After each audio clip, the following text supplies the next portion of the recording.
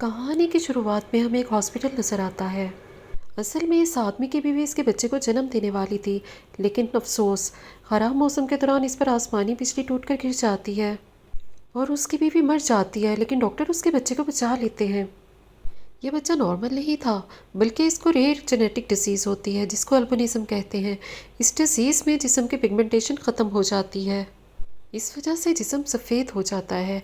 यह आदमी अपने बच्चे को ही मनहूस समझता है, क्योंकि इसको लगता है इस बच्चे की वजह से ही इसकी बीवी की डेथ हुई है। इसीलिए वो इसको यहीं छोड़कर चला जाता है। जब एक घर में बूढ़े आदमी की डेथ हो जाती है, इसलिए पुलिस यहाँ छानबीन करने के लिए जाती है। इस केस को डॉग बर्नम नाम का पुलिस अफसर देखता है। छानबीन के दौरान डॉग बर्नम को कुछ ऐसी चीज़ें बूढ़े आदमी के घर से मिलती हैं कि वो हैरान रह जाता है। इसके बाद डॉग बर्नम अपनी साथी जैसी से इसके बारे में बात करता है। तभी डॉग बर्नम और जैसी उस बूढ़े आदमी के घर जाने का फैसला करते हैं और नीचे बेसमेंट में पहुंच जाते हैं। बेसमेंट में हमें एक अलग सा लड़का दिखाई देता है, जिसका शरीर पूरी तरह से सफ़ेद था और उसके जिस्म में एक भी बाल नहीं था। जैसी इसको देखकर हैरान सी रह जाती है। वो लड़के से उसका नाम पूछती है। लड़का अपना नाम जेरेमी बताता है। यहाँ आपको बताते चलें कि जेरेमी वही लड़का है जिसको उसका बाप मनहूस कहकर हॉस्पिटल में छोड़ के आया था। उसके बाद उसको उसके दादाजी ने अपनाया और दुनिया की नज़रों से छुपाकर उसको अपने घर में ही रखा। यानी जेरेमी अब तक बाहर नहीं गया था और ना ही इसकी पढ़ाई स्कूल से हुई थी, लेकिन फिर भी जेरेमी के पास बहुत सारी किताबें थीं। बेशक जेरेमी जिस्मानी तौर पर मजबूत नहीं था, लेकिन जहनी तौर पर उसका कोई भी मुकाबला नहीं कर सकता था। तभी तो उसे अपनी लाइब्रेरी में मौजूद हर एक किताब का एक एक पेज याद था।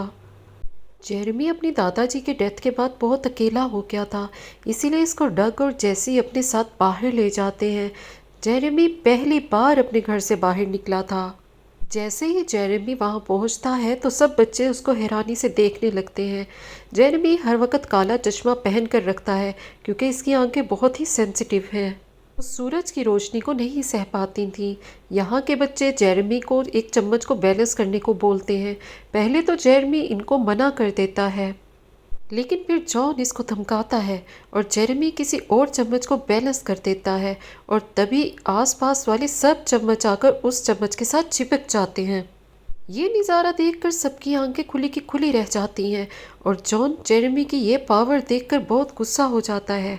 अगले सीन में हम जैसी को देखते हैं, जो जेरेमी की बॉडी का चेकअप करवाती है। चेकअप करने के बाद डॉक्टर्स बताते हैं कि जेरेमी की बॉडी एकदम ठीक है। जेरेमी हर वक्त काला चश्मा लगाता था, इसीलिए जैसी उसके लिए लेंस ऑर्डर कर देती है और उसका एक स्कूल में एडमिशन भी करवा देती है। यहाँ जेरेमी फिजिक्स की क्लास में बैठा था और डोनाल्ड नाम का टीचर इनको बिजली के बारे में पढ़ाता है। इसी क्लास में एक लिंडसे नाम की लड़की भी थी जो जेरेमी को देख रही थी। इसी दौरान डोरान एक इलेक्ट्रिसिटी मॉडल पर एक एक्सपेरिमेंट करता है, जिसकी वजह से उसमें से बिजली निकलना शुरू हो जाती है। बिजली को देखते ही जेरेमी का जिस्म कांपने लगता है। धीरे धीरे ये बिजली इतनी बढ़ जाती है कि सीधा जेरेमी के पास आ जाती है। बिजली को देख के ऐसा लग रहा था कि जेरेमी इस बिजली को अपनी तरफ खींच रहा है। प्रोफेसर डोनाल्ड जेरेमी को हॉस्पिटल लेकर जाता है और चेकअप के बाद डॉक्टर्स कहते हैं कि इतने बड़े शॉक के बाद भी जेरेमी को ना कोई जख्म आया है ना कोई चोट लगी है। तभी यहाँ पर पुलिस ऑफिसर बर्नम भी आ जाता है। प्रोफेसर बताता है कि जेरेमी ने अपनी तरफ बिजली को अट्रैक्ट कर लिया था। शायद यही वजह है कि जेरेमी के जिस्म पर एक भी दाग नहीं है। ये सुनकर बर्नम उसको मिलने जाता है, लेकिन जेरेमी अपने कमरे से भाग जाता है और अकेला सड़क पर निकल जाता है। रास्ते में उसको लिंडसे मिलती है। जेरेमी इससे रेलवे ट्रैक का रास्ता पूछता है और अकेला ही रेलवे ट्रैक पर चल पड़ता है। लेकिन सामने उसको डग बर्नम मिलता है, जो इसको अपने साथ चलने को कहता है। पहले तो जेरेमी इसको मना कर देता है, लेकिन फिर बहुत जिद करने के बाद वो इसके साथ चला जाता है। ये लोग इसको एक कमरे में ले जाते हैं जहाँ पर बहुत सारे लोग थे। वहाँ पर बैठा एक आदमी इसको बताता है कि तुम्हारा आईक्यू लेवल पूरी दुनिया में सबसे ज़्यादा है। अब ये तुमने बुक्स से सीखा है या कहीं और से? इस पर जेरेमी उनको बताता है कि वो रेडियो टीवी के पास नहीं जा सकता, क्योंकि उनके पास जाने से वो ख़राब हो जाते हैं। जेरेमी उनको अपने घर जाने को कहता है, जिस पर वो जवाब देते हैं कि उसका घर बैंक ने सीज कर दिया है। ये सुनकर जेरेमी वहाँ से चला जाता है। अगले दिन जेरेमी का स्कूल एक एक्टिविटी प्लान करता है जिसमें वहाँ सब लोग शामिल थे, लेकिन जेरेमी इससे भी खुश नहीं होता। जेरेमी डॉगबर्न को बताता है कि जब वो बिजली को चमकते देखता है तो उसको लगता है कि वो उसको शरीर को ख़त्म कर देगी। वो इस वजह से बहुत परेशान रहता है। यही वजह है कि उसकी माँ भी बिजली के गिरने की वजह से मर गई। अगले दिन डेम्पल हिरन को मार देता है और किसी को भी बताने से मना करता है। वहाँ पर जेरेमी भी मौजूद था। वो हिरन को मरा हुआ देखकर बहुत ज़्यादा दुखी होता है और रोने लग जाता है। जेरेमी एक हाथ हिरन की गर्दन पर रखता है और दूसरा हाथ डेम्पल की बाजू पर रख लेता है। डेम्पल इस तरह से तड़प रहा होता है। डॉग बर्नर और जैसी उससे पूछते हैं कि तुमने ये सब क्यों किया। जेरेमी कहता है कि मैंने जो किया वो सही किया। मैंने उसको वो एहसास दिलाया जो उसने किया है। जैसी उसको कहती है कि तुम हमें सब कुछ बता सकते हो। फिर जेरेमी यहाँ से गुस्सा होकर चला जाता है। दूसरी तरफ हमें डग के बीमार बीवी दिखाई देती है। डॉक्टर डग बर्नम को बताता है कि जितने साल से तुम्हारी बीवी ये तकलीफ सह रही है, ज़रूर कुछ ऐसा है कि जिसने तुम्हारी बीवी को रोके हुए है। तभी डग टेम्पल के पास उससे पिछले हादसे के बारे में पूछने के लिए जाता है कि आखिर जेरेमी ने उसके साथ क्या किया था। टेम्पल बताता है कि जब जेरेमी ने उसका हाथ पकड़ा था तो वह हिरन की तड़पती हुई एक एक सांस को महसूस कर रहा था। ये सुनकर डग जेरेमी को अपनी बीवी के पास लेकर जाता है ताकि वो उसको उसकी बीवी के बारे में भी कुछ बता सके। जेरेमी जब डग की बीवी को छूता है तो उसके दिमाग में चलने वाली सब बातें बता देता है। जेरेमी कहता है कि ये चाहती हैं कि आप अपने बेटे को माफ़ कर दें और वो ये भी चाहती हैं कि वो अपनी शादी की वो अंगूठी पहने जो काफ़ी टाइम पहले खो चुकी थी।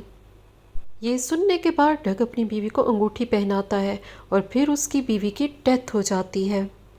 डग बर्नम का बेटा अपनी माँ की डेथ का सुनकर अपने बाप को मिलने आता है और वो अपने बेटे को गले लगाकर रोने लगता है। ये सब जेरेमी देख रहा होता है और वो ये देखकर इमोशनल होकर रोने लगता है। अगले सीन में हमें जेरेमी और लिंडसे एक पार्क में बैठे हुए नजर आते हैं। जेरेमी बताता है कि यहाँ सब लोगों का सोचना है कि वो सबसे अलग हैं, लेकिन ऐसा नहीं है। इधर सब एक दूसरे से जुड़े हुए हैं, लेकिन लिंडसे को ये सब बातें समझ नहीं आती हैं। तभी जेरेमी और लिंडसे आपस में हाथ मिलाते हैं और लिंडसे जेरेमी की सारी कहानी शुरू से आखिर तक महसूस करती है कि कैसे उसके बाप ने उसको अकेला छोड़ दिया था। जेरेमी के साथ भी अब तक जो हुआ था उसको सब याद था, जिसको याद करके वो बहुत ज़्यादा दुखी हो जाता है। तभी जेरेमी लिंडसे से अपना हाथ छुड़वा लेता है। जेरेमी लिंडसे से पूछता है कि क्या मैं तुम्हें बुरा लगता हूँ। तभी लिंडसे उससे कहती है कि मुझे ज़िंदगी में जितने भी लोग मिले तुम उन सब में सबसे ज़्यादा अच्छे हो। लिंडसे और जेरेमी को बातें करते हुए लिंडसे के फादर उसको देख लेते हैं और आकर जेरेमी को मारने लगते हैं और उसको लिंडसे से दूरी इख्तियार करने को कहते हैं। इसी दौरान वहाँ पर जैसी आ जाती है और जेरेमी को लिंडसे के फादर से बचा लेती है। इस इंसिडेंट के बाद जेरेमी बहुत ज़्यादा दुखी हो जाता है और वो अपना सारा सामान पैक कर अपने घर चला जाता है, लेकिन वो अंदर जा नहीं पाता। यहाँ पर जेरेमी अपने जेंट्स वॉशरूम में किसी को नहाता हुआ देखता है। वो देखता है कि एक नहायत ही खूबसूरत बालों वाला लड़का है। जेरेमी ऐसे बालों की ख्वाहिश करता है, लेकिन अपनी पावर्स की वजह से वो इसको सोच नहीं सकता। यहाँ पर जॉन जेरेमी को देख लेता है और उसको तंग करने लगता है। जॉन जेरेमी को परेशान करने के लिए उसकी हैट उसके सर से उठा लेता है और अपने सर पर रख लेता है। इसके बाद जॉन जेरेमी से कहता है कि अगर तुम वाकई मर्द हो तो अपनी हैट मुझसे लेकर दिखाओ। तभी जेरेमी आगे हाथ बढ़ाता है तो जॉन उसका हाथ पकड़ लेता है। जब वो उसको छूता है तो जेरेमी उसकी बीती हुई तमाम ज़िंदगी को महसूस करता है कि कैसे उसके सौतेले बाप ने उसको टॉर्चर किया और उसकी ज़िंदगी कैसे बीती। जेरेमी ये सब महसूस करने के बाद उसके सौतेले बाप के अल्फाज दोहराने लगता है। इसके बाद जॉन और उसके सारे दोस्त जेरेमी को लेकर बाहर आ जाते हैं और उसके सारे कपड़े फाड़ देते हैं। इसके बाद वो लोग जेरेमी को बहुत ज़्यादा परेशान करते हैं और गंदे पानी में फेंक देते हैं। जेरेमी इन लोगों के सामने पूरी तरह से हार जाता है और तभी गुस्से में अपनी सुपर पावर का इस्तेमाल करता है और तभी आसमान पर बिजली कड़कने लगती है और उन लोगों पर गिर जाती है। जेरेमी को इससे कोई नुकसान नहीं होता, लेकिन जॉन की सांसें छिन जाती हैं। फिर जेरेमी जॉन को छोटे छोटे बिजली के झटके देता है और उसको दोबारा जिंदा करता है। जेरेमी फिर से अपने घर में आ जाता है। उसका घर खुला था, लेकिन घर में कोई भी सामान नहीं था क्योंकि सामान जब्त हो चुका था। तभी वहाँ पर जैसी आती है और जेरेमी को गले लगा लेती है। तभी वहाँ डोनाल्ड आ जाता है जो उसका बहुत अच्छा दोस्त बन चुका था। जेरेमी को परेशान देखकर जैसी कहती है कि अब वो उसको ऐसी जगह ले जाएगी जहाँ उसको परेशान करने वाला कोई नहीं होगा। जैसे ही वो लोग बाहर निकलते हैं तो बाहर पुलिस जेरेमी को गिरफ्तार करने के लिए आ जाती है क्योंकि उनको जॉन के इंसिडेंट की खबर मिल चुकी थी। तो डग बर्नम इनको रोक देता है और पुलिस स्टेशन कंप्लेन करने के लिए जैसे ही वो कॉल करने लगते हैं तो डग बर्नम उनका वॉकी टॉकी फेंक देता है। अब यहाँ पर मौसम बहुत ज़्यादा ख़राब हो गया था और जेरेमी ये देखकर भागने लगता है। इसके पीछे पीछे सब लोग इसके पीछे भागने लगते हैं, लेकिन अब जेरेमी बिजली की गिरफ्त में आ जाता है और गायब हो जाता है। ये लोग अफसोस से ज़्यादा खुश होते हैं क्योंकि ये लोग जान गए थे कि जेरेमी अब उस जगह पर है जहाँ पर उसको होना चाहिए था। यहाँ पर ही इस मूवी का इख्तिताम होता है। आपको ये मूवी कैसी लगी हमें कमेंट और लाइक करके ज़रूर बताएं।